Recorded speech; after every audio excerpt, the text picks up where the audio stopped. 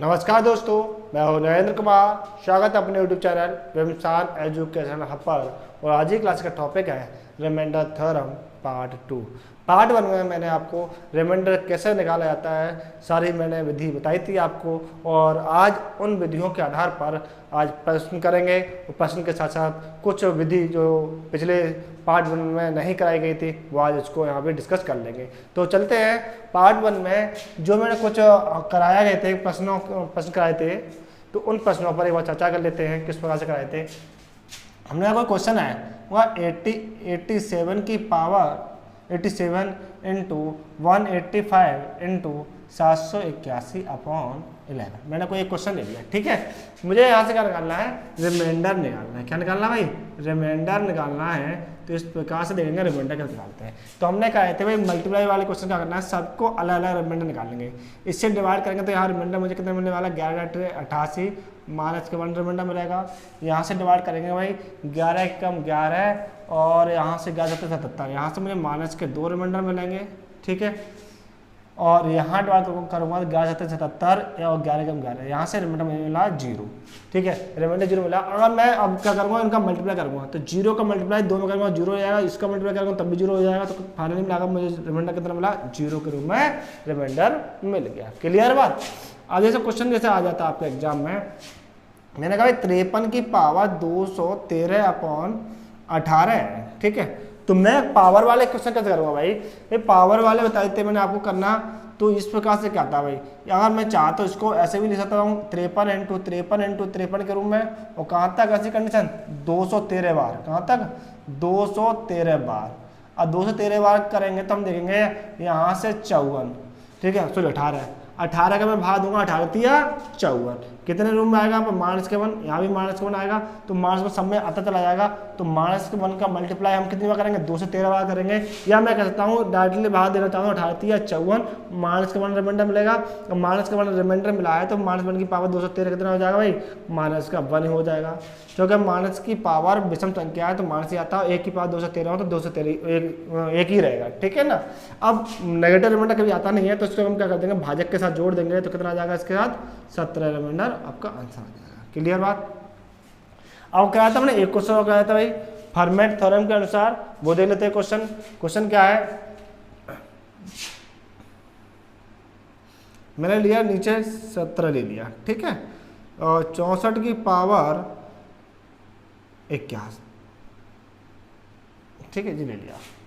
अब मैं कहना चाहता हूँ कि मैं इसमें ऐसा भाग दूँ कि तो जब मैं रिमाइंडर निकालना चाहूँ तो भाग देने पर ज़्यादातर प्लस या माइनस 1 का निकलना चाहिए, ठीक है। तो वहाँ सॉल्यूशन अच्छा हो जाता है। मैं 70 क्या 70 चौक 68 रिमाइंडर क्या प्लस और माइनस का 1 के रूम में ना निकल के ज़्यादा वैल्यू आ रही है तो हम क्या करेंगे, इस वाली वैल्यू को इस वाले मेथड से नहीं करेंगे, इससे करेंगे फर्मेट थ्योरम।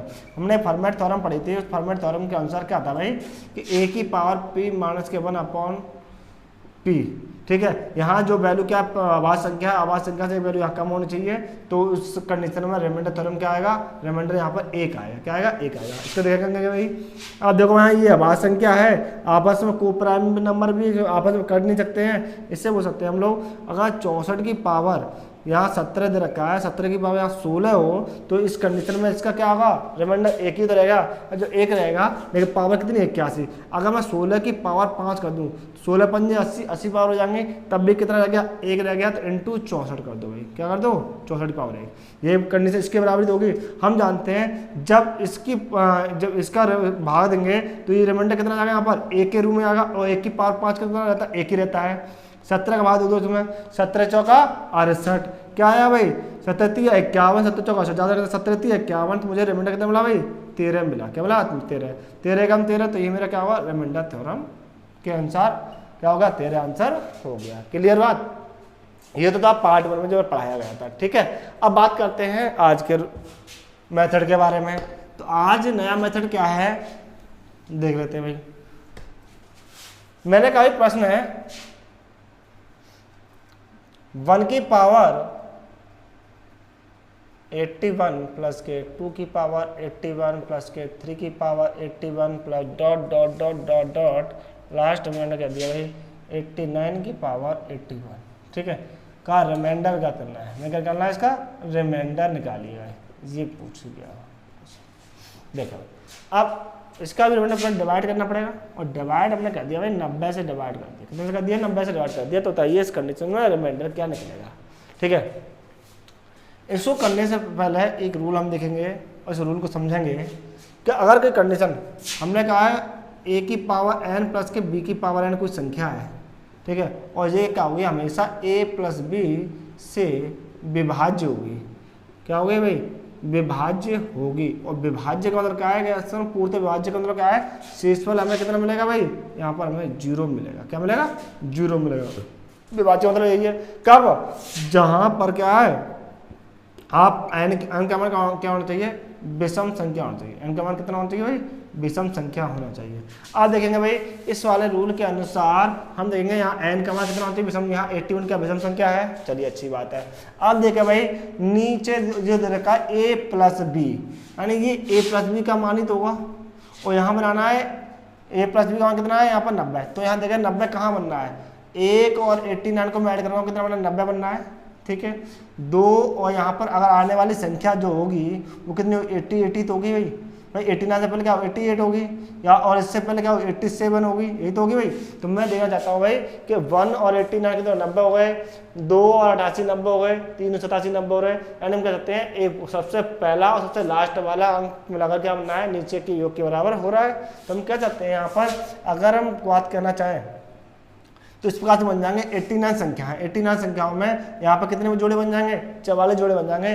बीच में अभी भी क्या रह जाएगा, ये 45 के पावर 81 एक ऐसी संख्या रह जाएगी जो क्या है इन जोड़ों से अलग हो जाएगी। क्या जाएगी, अलग हो जाएगी। क्योंकि हम जानते हैं इस प्रकार से कि भाई 1 से लेकर के और 2 3 44 तक, ठीक है, फिर उसका 45 से लेकर के और 46 से लेकर के यहाँ तक 89 तक, यहाँ से और यहाँ तक संख्या कैसे बराबर होंगे, तो इनका जोड़ा इनके साथ बनेगा, लेकिन 45 से जोड़ा नहीं बन पाएगा, क्योंकि अकेला रह जाएगा। तो 89 के जोड़े कितने होंगे, अगर मैं 89 का जोड़ा निकालता हूँ तो 2 का भाग दूंगा तो 2 चौक 8, 2 चौक 8, 44 जोड़े बनेंगे, जबकि एक संख्या अलग रह जाएगी। वो संख्या कौन सी रह जाएगी, 45 के रूप में संख्या रह जाएगी। क्लियर।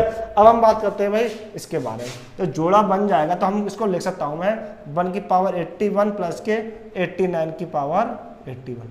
तो देखेंगे भाई 1 और 89 90 के रूप में बनना है।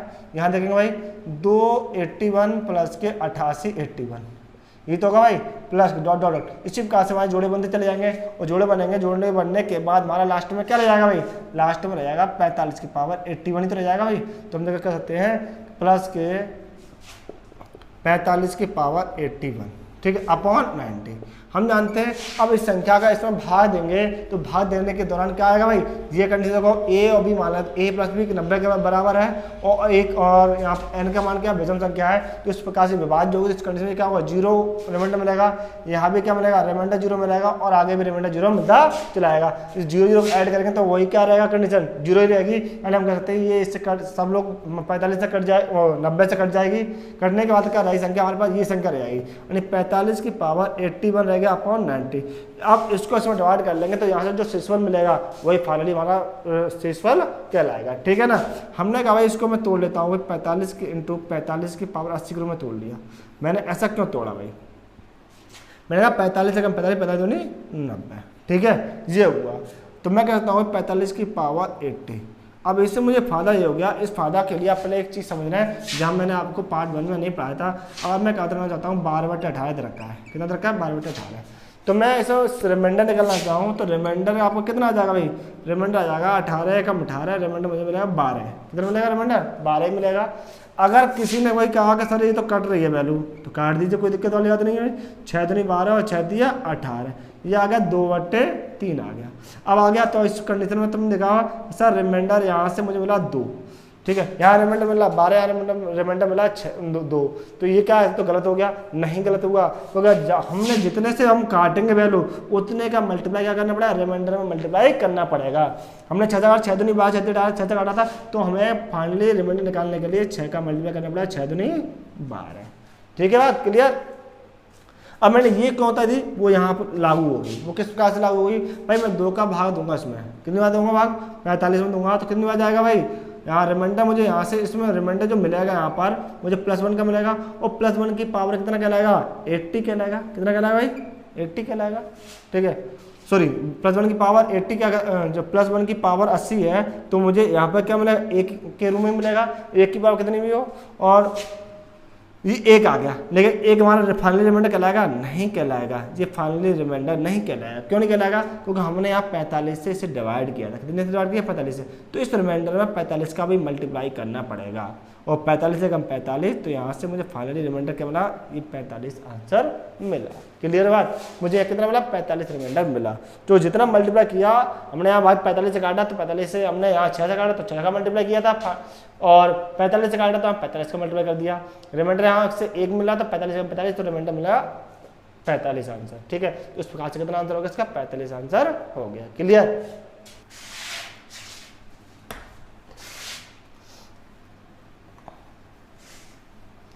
इस प्रकार से हम लोग इस रूल को ऐसे प्रश्नों पर हम सॉल्व कर सकते हैं। ठीक है, अब चलते हैं भाई नेक्स्ट क्वेश्चन, जो नेक्स्ट विधि से है। अब देख लेते हैं भाई क्वेश्चन थोड़े से। अब क्वेश्चन जैसे हमने पार्ट 1 में पढ़ाया था, क्या पढ़ाया था भाई, इस प्रकार से कि भाज्य बराबर होता है भाजक इंटू भागफल प्लस के शेषफल। ये तो कंडीशन थी भाई, और इस हमने बनाया था इस प्रकार से, यानी भाजक यहाँ होता है आपका, भाज्य यहाँ होता है आपका, ठीक है, भागफल यहाँ होता है, और शेषफल आपका नीचे होता है। यही तो था। नेक्स्ट क्वेश्चन, किसी संख्या को 52 से भाग देने पर, किसी संख्या को हम 52 से भाग देते हैं तो हमें रिमाइंडर जो मिलता है वो कितना मिलता है, 45। अब कह रहा है उसी संख्या को हम 13 से डिवाइड करें, कितने से डिवाइड करें भाई, 13 से डिवाइड करें, तो बताइए कि रिमाइंडर यहाँ पर कितना मिलने वाला है। ठीक है, अब आप देखेंगे कि जिस संख्या से हम भाग दे रहे हैं, जिस संख्या से भाग दे रहे हैं, क्या इसका कोई फैक्टर है 13 चौका 52। अगर ये फैक्टर निकलना है तो हम अब बड़े आसानी से ट्रिक बना सकते हैं। वो ट्रिक क्या है कि जो रिमाइंडर मिलता है उस रिमाइंडर में हम क्या कर देंगे, 45 से 13 से डिवाइड कर देंगे, वही फाइनली क्या हमारा रिमाइंडर कहलाएगा। 33 या 39, तो मुझे कितना रिमाइंडर मिला भाई, 6 आंसर के रूप में मिल जाएगा।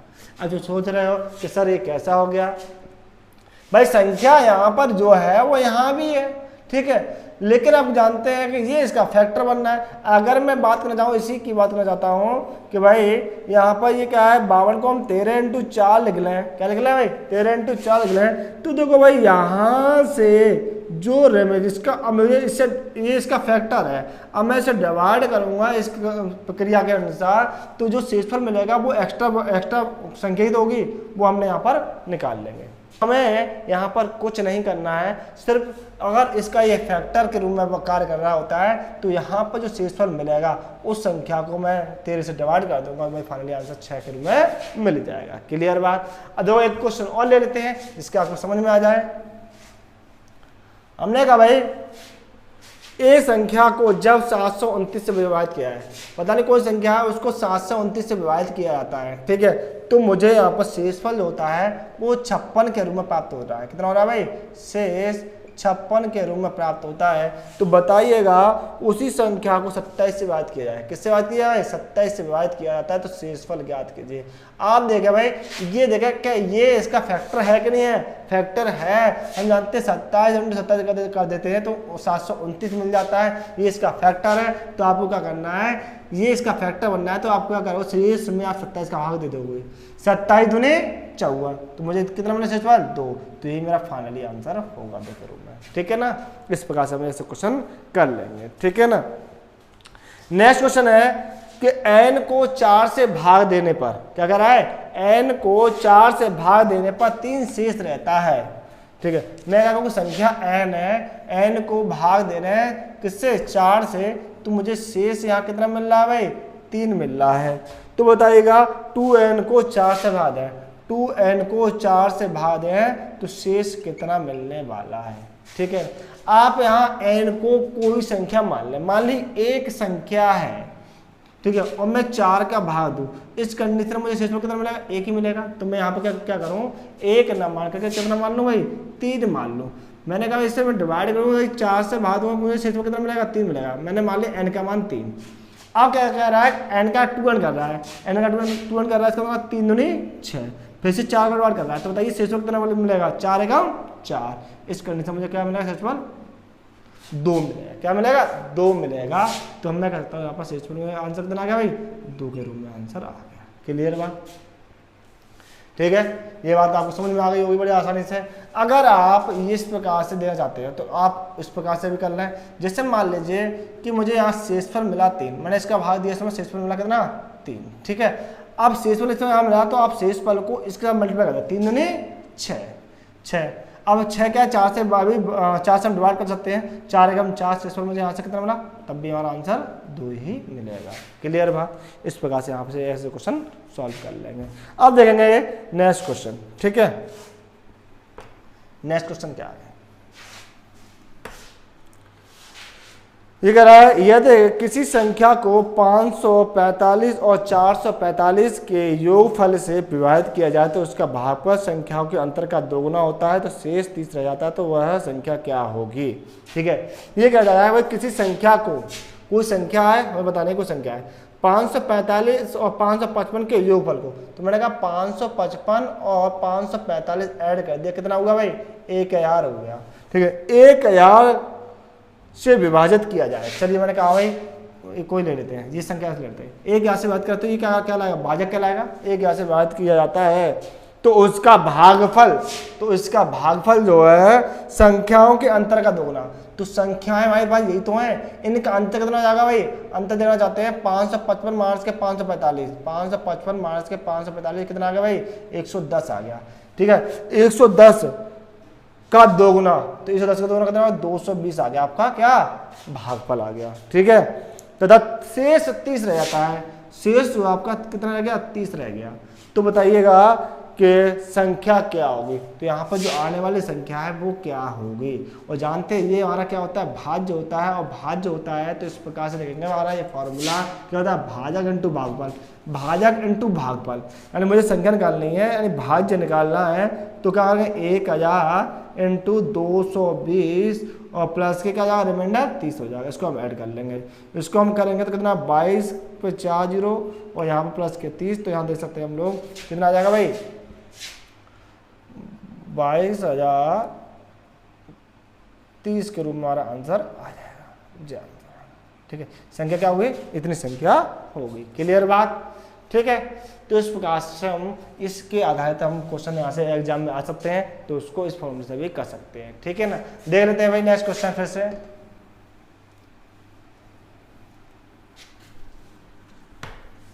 अब क्या है क्वेश्चन? अब क्वेश्चन बोल रखा है जब एक संख्या x को एक भाजक द्वारा विभाजित किया जाता है, मान लीजिए यहाँ से ऐसा करेंगे, ये सारे क्वेश्चन इस प्रकार से करेंगे। जब संख्या x को, मान लीजिए x यहाँ पर है, ठीक है, एक भाजक द्वारा विभाजित किया जाता है, यहाँ भाजक द्वारा विभाजित किया जाता है कि भाजक भागफल का 4 गुना और शेष का 2 गुना है। शेष का कितना? 2 गुना है, लेकिन उसने शेष दे रखा है 80। कितना दे रखा है? 80। अब बात करते हैं पीछे, जो हमारा क्या शेष है। ठीक है, अब जो शेष का 2 गुना कौन है भाई?